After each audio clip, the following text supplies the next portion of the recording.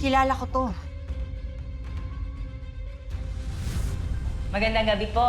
Napadpad po kayo sa barangay namin. May kailangan po ba kayo? Dito ba nakatira si Elias Guerrero? Kaano-ano niyo po ba siya? Ama niya. Alin nga dito yung bahay ni Elias? Sige po, mauna kayo. Sige po. Sige. Tama hinala ko. Kasabwat nga si Alma ng mga umatake sa palangga. Sindikato pala yung pumatay sa anak ko. Alma. Sigurado ako may atraso si Elias. Kaya rumespak sa atin to. Tayo na damay. Sinungaling siya sa atin.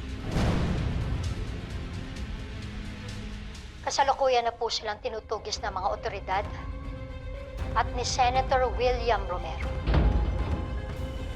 Sa totoo lang po, hindi alam ni Senator William ang gagawin ko